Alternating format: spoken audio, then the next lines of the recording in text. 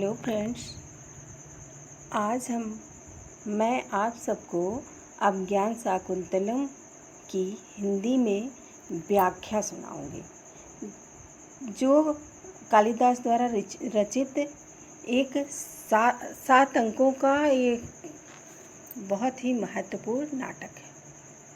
तो मैं आप सबको इस ऑडियो में आज इसकी जितनी भी व्याख्या 7 अंकों की व्याख्या है मैं आपको सुनाऊंगी और आप अच्छे से इसको बार बार चालू करके सुन लेंगे तो इससे बनने वाले सारे क्वेश्चन आपके लिए बहुत ही आसानी से बन सकते हैं।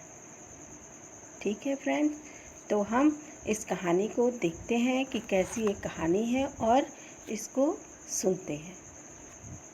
महाकवि कालिदास कृत अभिज्ञान शाकुंतलम संस्कृत साहित्य की ही नहीं अपितु विश्व साहित्य की एक अमूल्य निधि है।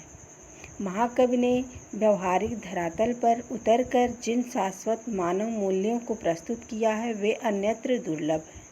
सप्तांग समन्वित श्रृंगार रस प्रधान इस नाटक का नायक हस्तिनापुर का कुरुवंशी राजा दुष्यंत है, जबकि नायिका विश्वामित्र मेनका से उद्भूत परम सुंदरी शकुंतला है। इस नाटक की कथा वस्तु दुष्यंत के द्वारा शकुंतला को दिए गए अभिज्ञान मीन्स क्या होता है, तो अंगूठी होता है। तो अभिज्ञान शाकुंतलम इस अंगूठी के इर्द गिर्द यानी अभिज्ञान के इर्द गिर्द चक्कर काटती है। अतः ग्रंथकार ने इसे अभिज्ञान शाकुंतलम इस शीर्षक से अलंकृत किया है। इसकी उपजीव्यता का श्रेय पद्म पुराण तथा महाभारत को प्राप्त है।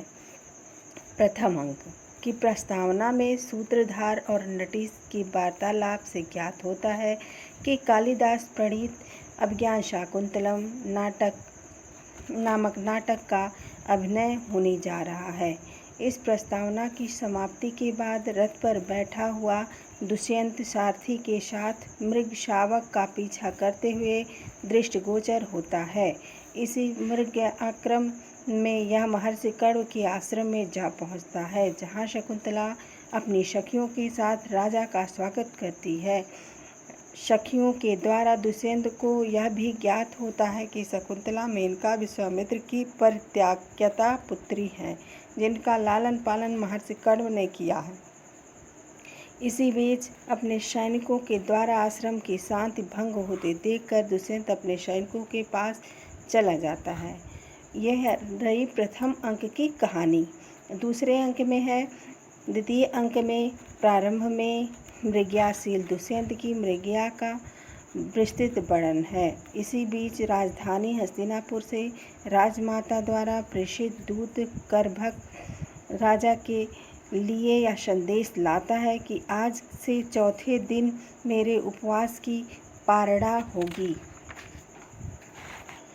उस दिन तुम्हें घर पर अवश्य होना चाहिए। इस संदेश को सुनकर दुष्यंत अपने भ्राता सदृश विदूषक को अपनी संपूर्ण सेना के साथ राजमाता के पास हस्तिनापुर भेज देता है।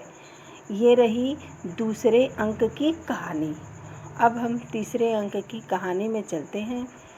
तो तृतीय अंक में विष्कंभक ने प्रारंभ में कुशाओं को हाथ में लिए हुए कण्व से प्रविष्ट होता है। तदंतर राजा दुष्यंत रंगमंच पर प्रवेश करते हुए चंद्रमा और कामदेव को लक्ष्य करके अपनी काम व्यथा का वर्णन करता है। इसी समय मालिनी नदी के तट पर एक लता कुंज में पुष्पों की शैया पर लेटी हुई शकुंतला मध्याह्न की तीव्र गर्मी की व्यतीत कर रही है। तब तक दुष्यंत भी उसको ढूंढता हुआ उसी लता कुंज में जा पहुंचता है। विविध प्रकार की कामोत्तेजक प्रणय वार्ता के पश्चात वह शकुंतला के साथ गंधर्व विवाह करके कुछ समय तक वहीं पर शकुंतला के पास रहता है। तदंतर स्मृति के रूप में स्वनामांकित अंगूठी शकुंतला को देकर शकुंतला से विदा लेता है। ये रही तृतीय अंक की कहानी। चौथे अंक की कहानी कुछ इस प्रकार है। चतुर्थ अंक के प्रारंभ में शून्य हृदयावस्था शकुंतला शकुंतला दुष्यंत द्वारा दी गई प्रतिज्ञाओं और आश्वासनों को स्मरण करती हुई किंकर्तव्य विमूढ़ सी बैठी हुई है। इसी बीच अकस्मात महर्षि दुर्वासा का स्वर सुनाई पड़ता है। विचिन्तयन्ति यमन्यमानसा, अर्थात जितने चिंता में खोई हुई तुम मुझ दुर्वासा की उपस्थिति से भी परिचित नहीं हो, वह तुम्हें भूल जाएगा। ऐसा साफ देखकर दुर्वासा तीव्र गति से वापस लौट जाते हैं, परंतु मार्ग में शकुंतला की सखी प्रियवंदा के द्वारा पौनः पुनः अनुनयन विनय करने पर दुर्वासा ने बतलाया कि किसी अभिज्ञान आभूषण के दिखलाने पर शाप निवृत्त हो जाएगी। शकुंतला के अनिष्ट निवारण हेतु सोम तीर्थ गए हुए महर्षि कर्ण जब वापस लौटते हैं तो शकुंतला यज्ञशाला में प्रविष्ट होते ही उन्हें आकाशवाणी सुनाई पड़ती है कि हे ब्राह्मण, दुष्यंत के वीर को धारण करने वाली शकुंतला को अग्निगर्भा समी वृक्ष की लकड़ी के समान समझो। ऐसी आकाशवाणी सुनकर महर्षि कर्ण शकुंतला को विविध प्रकार से आश्वासनों से आश्वस्त करते हुए उसे उसके प्रतिगृह हस्तिनापुर भेजने की तैयारी करते हैं। वहाँ पर महाकवि कालिदास ने वन वृक्षों, लताओं, पशुओं एवं ऋषियों के साथ संपूर्ण आश्रम का इतना मनोहारी वर्णन किया है जो अत्यंत दुर्लभ है। इन्हीं ललित वर्णनों के साथ साथ सारंगदत्त और गौतमी के साथ शकुंतला को प्रतिगृह भेजकर महर्षि कर्ण वैसे ही निश्चित हो जाते हैं जैसे कोई व्यक्ति किसी की धरोहर न्यास को लौटाने के बाद निश्चिंत हो जाता है। यह रही चतुर्थ अंक की कहानी। अब पंचम अंक की कहानी कुछ इस प्रकार है। पंचम अंक में महाराज दुष्यंत की अनुमति से यज्ञशाला में प्रविष्ट कण्व शिष्य सारंगरव ने आशीर्वाद पूर्वक शकुंतला को लक्ष्य करके दुष्यंत के समक्ष महर्षि कर्ण के संदेश को कह सुनाया। उसने गंधर्व विधि से मेरी पुत्री के साथ विवाह कर लिया है, अतः मैं हृदय से उसका अनुमोदन करता हूँ। संप्रति यह गर्भवती है, धर्मचारण हेतु से स्वीकार कीजिए। राजा दुष्यंत महर्षि दुर्वासा का शापवशात शकुंतला को पूर्णतः भूल चुका था, अतः उसने अपने मस्तिष्क पर जोर देते हुए कहा, हे तपस्वियों, मैंने आज से पूर्व इसे कभी नहीं देखा। ऐसी स्थिति में उस गर्भवती को मैं कैसे ग्रहण कर सकता हूँ। ऐसा सुनकर क्रोधविष्ट कण्व शिष्यों ने दुष्यंत को बहुत कुछ भला बुरा कहा। बदले में दुष्यंत ने भी शकुंतला को दुष्चारणी एवं मिथ्याभाषणी कहकर उसका तिरस्कार किया। क्रोधविष्ट शकुंतला निशाचर रूप में दुष्यंत प्रदत्त अंगूठी को दिखाना चाहा, परंतु वह तो जल वंदना करते समय पहले से ही बेशुद्ध शकुंतला की अंगूठियों से भ्रष्ट हो चुकी थी। फलतः दुष्यंत द्वारा अस्वीकृत शकुंतला को कण्व शिष्य वहीं छोड़ चले जाते हैं। ऐसी स्थिति में बेचारी शकुंतला अपने भाग्य को कोसती हुई विलाप करने लगती है। इसी बीच कोई दिव्य ज्योति आकाश में अवतरित होती है और शकुंतला को उठा ले जाती है। इस घटना चक्र में व्यथित दुष्यंत अत्यंत खिन्न होता है और शयन कक्ष की ओर चला जाता है। ये रही पंचम अंक की कहानी। षष्ठम अंक की कहानी कुछ इस प्रकार है। षष्ठम अंक के प्रारंभ में धीवर के पास से स्वामांकित रत्नजड़ित अंगूठी के दर्शन से दुर्वासा के शाप का अवसान होने से तथा शकुंतला विषयक समस्त क्रियाकलापों के स्मृति पटल पर आ जाने से दुष्यंत पश्चाताप जन्य शोक सागर में निमग्न हो जाता है। सदैव अश्रु प्रवाह होते रहते हैं।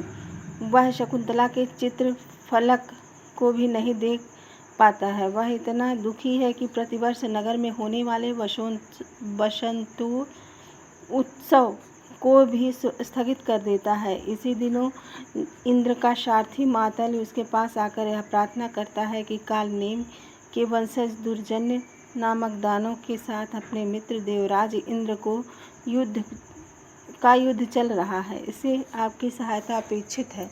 मातल के द्वारा इंद्र विषयक उक्त समाचार पाकर दुष्यंत अपने संपूर्ण कार्यभार को मंत्रियों पर छोड़कर मातल के साथ इंद्र की सहायता करने के लिए इंद्रलोक चला जाता है। यह रही षष्ठम अंक की कहानी। अब सप्तम अंक की कहानी कुछ इस प्रकार है। सप्तम अंक अंतिम अंक की कहानी कुछ इस प्रकार है।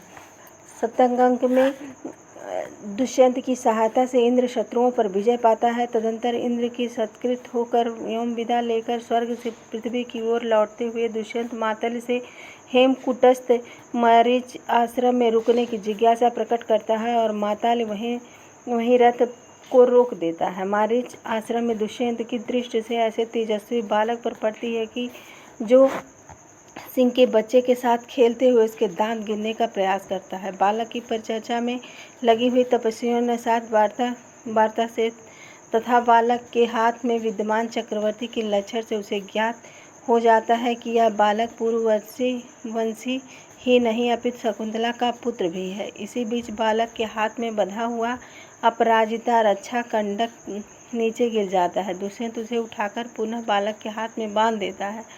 तब तक शकुंतला भी वहां आ जाती है और दुष्यंत शकुंतला के पैरों में गिरकर उससे अपने दुर्व्यवहार के लिए क्षमा याचना करता है। महर्षि मारीच की उपस्थिति से अवगत होकर राजा दुष्यंत अपनी पत्नी शकुंतला और पुत्र सर्वदमन के साथ भगवान मारीच के दर्शन करता है और उनका आशीर्वाद पाकर पत्नी शकुंतला एवं पुत्र सर्वदमन के साथ अपनी राजधानी हस्तिनापुर को लौट आता है, जहाँ पर सभी प्रजाजनों के साथ उसका हार्दिक अभिनंदन होता है। यह रही सप्तम अंक की कहानी। तो हमारी अभिज्ञान शाकुंतलम की कहानी पूर्ण होती है।